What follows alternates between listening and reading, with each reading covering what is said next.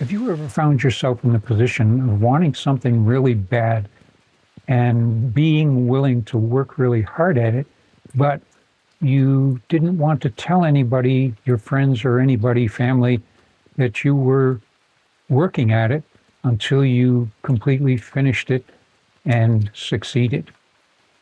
Well, I have done that very thing probably more than once, and here's one of those stories. And here's the story behind it.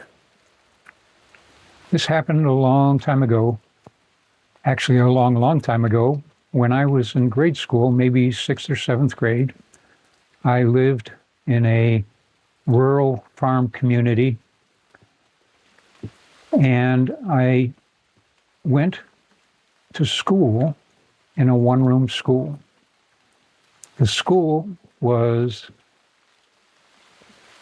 as I said, one room, and it held kindergarten through 8th grade classes, one teacher, and about 30 students.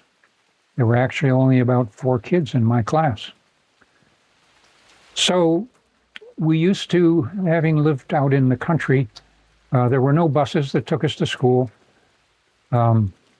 We all walked to school or rode our bikes to school and back home again at the end of the day. So this is something that I really wanted to have. Something that was really special back then.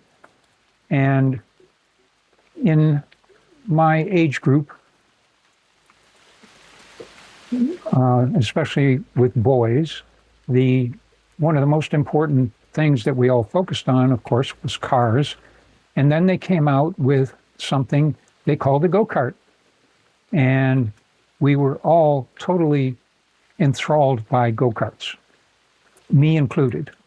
So I decided I wanted to work toward getting myself a go-kart.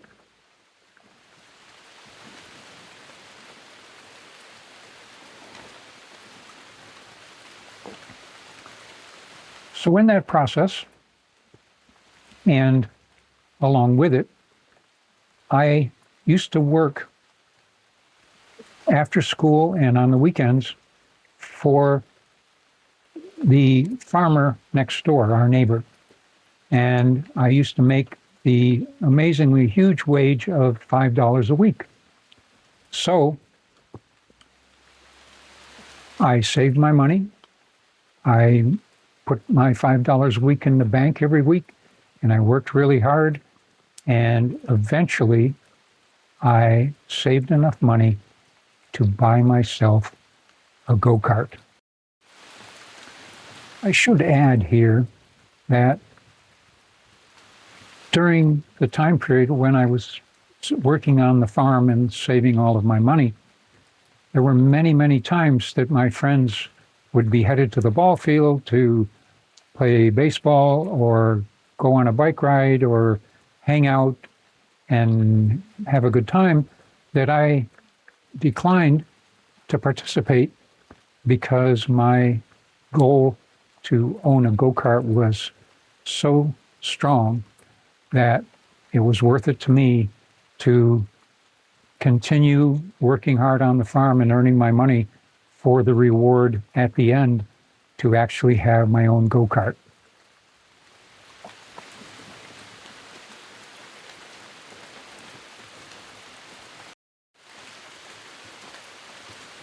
So in the one-room school, in the 6th or 7th grade, where I was at the time, we lived in not a very affluential neighborhood. All of my friends' parents worked, including mine. And of course, nobody had the money to be able to buy a go-kart.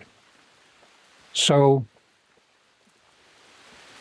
during this time of earning my money, I never told any of my friends about it, what I was saving for, and that I had planned to buy a go-kart. So once I got the go-kart on this weekend, I had a blast with it, got it home.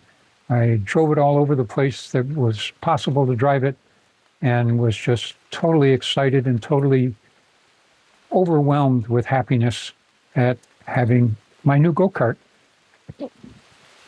So on one of the days of the following week, I said to my friends that I had a go-kart and that I was going to drive it to school the next day. But of course, none of them believed me, and they thought I was just blowing smoke. And they all kind of laughed at me and ignored me and so on and so forth.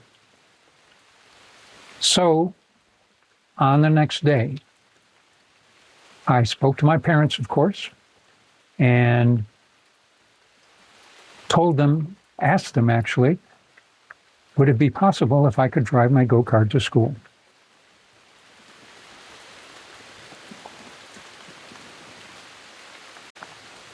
So I got permission from my parents, and they said I could drive my go-kart to school the next day.